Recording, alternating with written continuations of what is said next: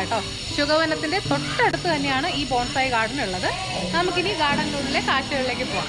Kishkindha മൂലിക bonsai garden മൈസൂരിലെ പ്രശസ്തമായ ഒരു bonsai garden ആണ്. ഇവിടെ കണ്ടില്ലേ, ഒരു കാറ്റാടി മരമാണ് ആദ്യമായിട്ട് നമുക്ക് കാണാൻ സാധിക്കുന്നത്. ബോൺസായി ചെയ്ത് വെച്ചിരിക്കുന്നത്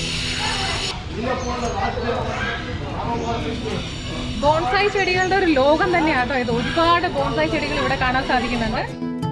ഏതാണ്ട് 500-ൽ പരം ബോൺസായി ചെടികളുടെ വിപുലമായ ഒരു കളക്ഷനാണ് ഇവിടെ ഉള്ളത്. ഇത് കാറ്റാടി മരമാണ്. നമ്മൾ ക്രിസ്മസ് ട്രീ ആയിട്ട് നോർമലി ഉപയോഗിക്കുന്ന കാറ്റാടി മരയില്ലേ. കൂടുതലും ഫിഗ് ട്രീസ് ആണ് ഇവിടെ ബോൺസായി ഒക്കെ വെച്ചിരിക്കുന്നത്. കണ്ടോ, ഇത് കണ്ടോ, ഇത് ഫിഗ് ആണ്. ഒരു തരത്തിലുള്ള നമ്മുടെ ആൽമരമുണ്ട്, പേരാലുമുണ്ട്, അരയാലും ഉണ്ട്.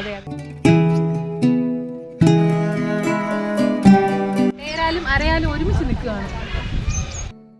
1986-ലാണ് അവധൂത ദത്ത പീഠം എന്ന ആശ്രമത്തിന്റെ സ്ഥാപകനായ ശ്രീ ഗണപതി സച്ചിദാനന്ദ സ്വാമികൾ തന്റെ ആശ്രമത്തിന്റെ ഭാഗമായി ഈ ബോൺസായി ഗാർഡൻ സ്ഥാപിച്ചത്. അന്ന് മുതൽ ഇന്ന് വരെ പ്രകൃതി സ്നേഹികളെയും സസ്യശാസ്ത്ര വിദ്യാർത്ഥികളെയും ഒരുപോലെ വിസ്മയിപ്പിച്ചു വരികയാണ് ഈ ബോൺസായി ഗാർഡൻ. ലോറിയൽ ഫിഗ് എന്നാട്ടോ അതിന്റെ പേര്. അതിലെ കുഞ്ഞു കുഞ്ഞു കായകൾ നിൽപ്പുണ്ട്. ഈ കാണുന്നുണ്ടോ, jade plant of friendship tree എന്നാ അതിന്റെ പേര് കേട്ടോ. നല്ല പേരല്ലേ, ഫ്രണ്ട്ഷിപ്പ് ട്രീ. നല്ല ഭംഗിയുണ്ട് ആ ട്രീ കാണാൻ. ഇന്ത്യയിലും വിദേശങ്ങളിലും കണ്ടുവരുന്ന ഏതാണ്ട് 450-ൽ പരം ഇനങ്ങളിൽപ്പെട്ട വൃക്ഷങ്ങളുടെയും മറ്റു സസ്യങ്ങളുടെയും ബോൺസായി ശേഖരമാണ് ഇവിടെയുള്ളത്. ബോൺസായി ചെടികളുടെ കളക്ഷൻ കൊണ്ട് മാത്രമല്ല കേട്ടോ, അത് ക്രമീകരിച്ചിരിക്കുന്ന രീതി കൊണ്ടും കൂടിയാണ് ഈ ഗാർഡൻ നമ്മളെ വിസ്മയിപ്പിക്കുന്നത്. ഋഷി വന ഗ്രൂപ്പ്, രാഗവീണ ഗ്രൂപ്പ്, നക്ഷത്ര വന ഗ്രൂപ്പ്, സപ്തർഷി വന ഗ്രൂപ്പ് എന്നിങ്ങനെ വിവിധ ഗ്രൂപ്പുകളായിട്ടാണ് ചെടികൾ ക്രമീകരിച്ചിരിക്കുന്നത്. വൻമരങ്ങളെ അവയുടെ രൂപഭംഗി ഒട്ടും തന്നെ നഷ്ടപ്പെടാത്ത രീതിയിൽ വളർച്ച മുരടിപ്പിച്ച് ഒരു ചെടിച്ചട്ടിയിൽ ഒതുങ്ങുന്ന രീതിയിൽ വളർത്തുന്ന ഉദ്യാന കലാരൂപമാണ് ബോൺസായി എന്ന് പറയാം. ബോൺ എന്നും സായി എന്നുമുള്ള 2 ജാപ്പനീസ് വാക്കുകൾ ചേർന്നാണ് ബോൺസായി എന്ന വാക്കുണ്ടായിരിക്കുന്നത്. ബോൺ എന്നാൽ ആഴം കുറഞ്ഞ പാത്രമെന്നും സായി എന്നാൽ ചെടി എന്നുമാണ് ഈ ജാപ്പനീസ് വാക്കുകളുടെ അർത്ഥം.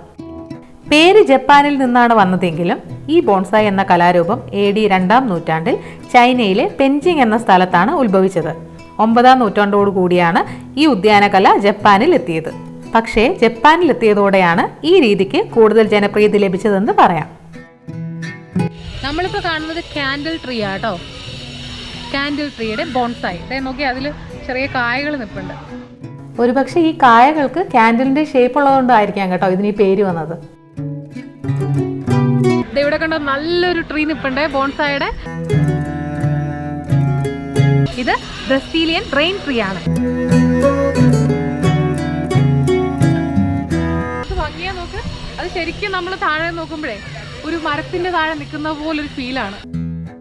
മിക്കവാറും എല്ലാ വൃക്ഷങ്ങളെയും നമുക്ക് ബോൺസായി ആക്കി മാറ്റാൻ പറ്റും. പക്ഷേ അതീവ ശ്രദ്ധയും വർഷങ്ങൾ നീണ്ട പരിശ്രമവും വേണമെന്ന് മാത്രം. കിളിർത്ത് വരുമ്പോൾ തന്നെ വേരുകൾ ശ്രദ്ധാപൂർവം വെട്ടിമാറ്റിയും ശിഖരങ്ങളുടെയും തായ്വേരിന്റെയും വളർച്ച നിയന്ത്രിച്ചുമാണ് ഒരു മരത്തിനെ ബോൺസായി ആക്കി മാറ്റുന്നത്.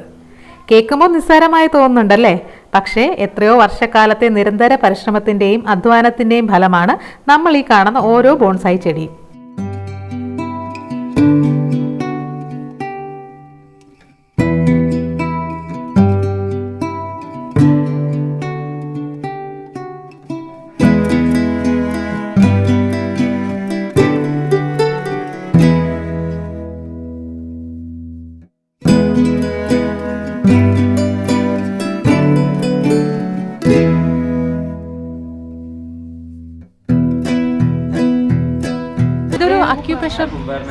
ഇതൊരു അക്യൂപ്രഷർ പാത്താട്ടോ. ചെരുപ്പിടാതെ ഇതുവഴി നടക്കണം എന്നാണ് അവരതിൽ എഴുതിയിരിക്കുന്നത്. ചെരുപ്പിടാതെയും നടക്കാം എന്ന് കേട്ടോ. തറയിൽ കല്ല് സെറ്റ് ചെയ്തിരിക്കുന്നുണ്ടോ. Acupressure path. അതൊരു വള്ളിക്കുടലിലേക്കാണ് ചെന്നെത്തുന്നത്. അവിടെ ഒരു ലാഫിംഗ് ബുദ്ധയുടെ പ്രതിമയുണ്ട്. നല്ലൊരു വള്ളിക്കുടലും ഉണ്ട്. നമുക്കിനി അതിനകത്തേക്കൊന്ന് കയറി നോക്കിയാലോ.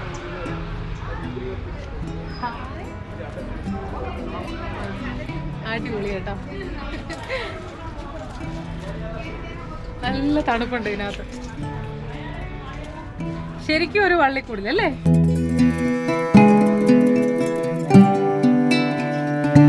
ഇവിടെ 2 ചൈനീസ് ഫെങ്ഷുയി പ്രതിമകളുണ്ട് കേട്ടോ. ഇവിടെ സൂക്ഷിച്ചു വെച്ചിട്ടുണ്ട് അവർ.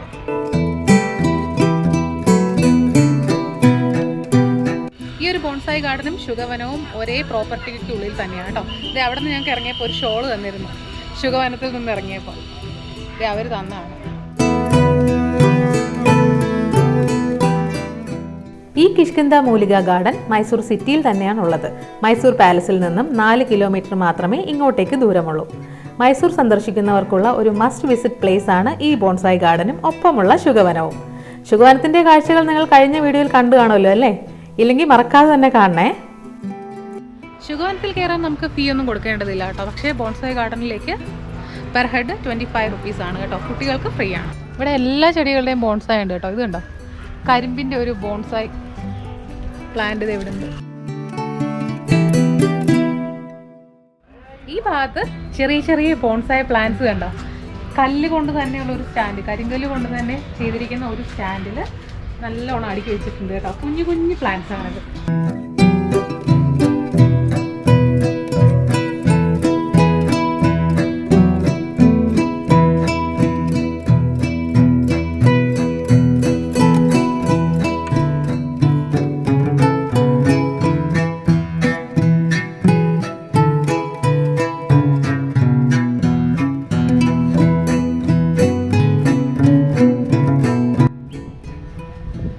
കൃഷ്ണ ഫിഗ് എന്നാ പറയുന്നത് കേട്ടോ. കൃഷ്ണ ബട്ടർകപ്പ് എന്നാണ് ഈ മരത്തിന് പേര് പറഞ്ഞത്.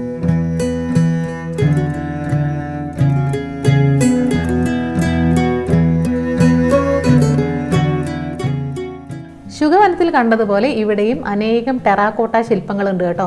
നല്ല ഭംഗിയുള്ള ടെറാക്കോട്ട ശില്പങ്ങളാണ് ഇവിടെയും ഉള്ളത്.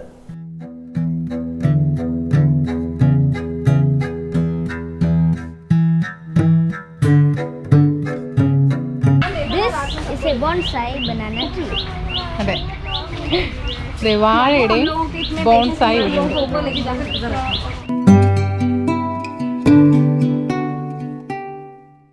ഞാൻ നേരത്തെ പറഞ്ഞില്ലേ ഇവിടെ ചെടികൾ 4 ഗ്രൂപ്പുകളിലാണ് ക്രമീകരിച്ചിരിക്കുന്നതെന്ന്. ഇതിൽ ഋഷിവന ഗ്രൂപ്പിൽ ഇന്ത്യൻ രാശിചക്രവുമായി ബന്ധപ്പെട്ട മരങ്ങളുടെയും, രാഗവീണ ഗ്രൂപ്പിൽ ഇന്ത്യൻ ക്ലാസിക്കൽ സംഗീതവുമായി ബന്ധപ്പെട്ട ചെടികളുടെയും, നക്ഷത്രവന ഗ്രൂപ്പിൽ 27 നക്ഷത്രങ്ങളുമായി ബന്ധപ്പെട്ട വൃക്ഷങ്ങളുടെയും, സപ്തർഷി വന ഗ്രൂപ്പിൽ സപ്തർഷിമാരുമായി ബന്ധപ്പെട്ട 7 വൃക്ഷങ്ങളുടെയും ബോൺസായികളാണ് ക്രമീകരിച്ചിരിക്കുന്നത്.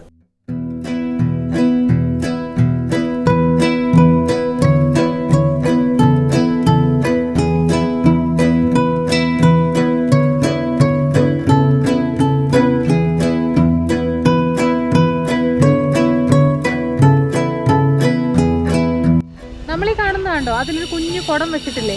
ഇതൊരു ഈന്ത മരമാണ് കേട്ടോ. ഈന്ത പനയെന്ന് പറയാൻ പറ്റില്ല, ഈന്ത മരമാണ്. അതായത് സിൽവർ ഡേറ്റ് പാം. ഇതിൽ നിന്നും കള്ള് ചെത്തി എടുക്കാൻ പറ്റുന്ന മരം കേട്ടോ.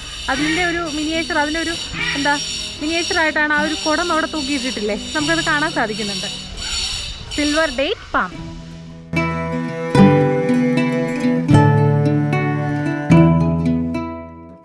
ഈ ബോൺസായി ഗാർഡനോട് തൊട്ടു ചേർന്ന് തന്നെ ആശ്രമം വക കാര്യസിദ്ധി ഹനുമാൻ സന്നിധി എന്ന പേരിൽ അതിമനോഹരമായ ഒരു ഹനുമാൻ ക്ഷേത്രമുണ്ട്.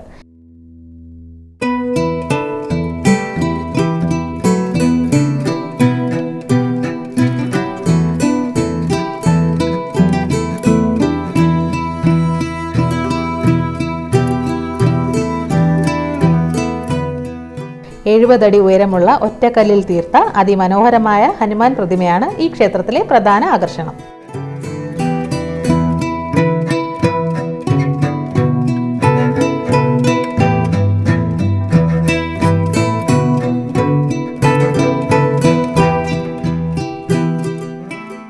അവധൂത ദത്തപീഠ ആശ്രമ സ്ഥാപകനായ ശ്രീ ഗണപതി സച്ചിദാനന്ദ സ്വാമിജിയാണ് 2012 തന്റെ 70ാം പിറന്നാൾ ദിനത്തിൽ ഈ ക്ഷേത്രം സ്ഥാപിച്ചത്.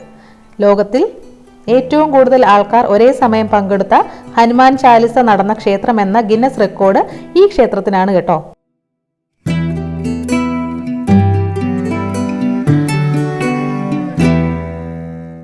അപ്പോൾ ഇതൊക്കെയാണ് കേട്ടോ ശുഗവനത്തിലെയും ബോൺസായി ഗാർഡനിലെയും കാഴ്ചകൾ.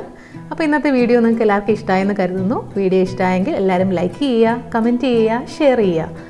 ചാനൽ ആദ്യമായിട്ട് കാണുന്നവരാണെങ്കിൽ സബ്സ്ക്രൈബ് ചെയ്ത് ബെൽ ബട്ടൺ എനേബിൾ ചെയ്യണം കേട്ടോ. മറ്റൊരു വീഡിയോയുമായി നമുക്ക് വീണ്ടും കാണാം.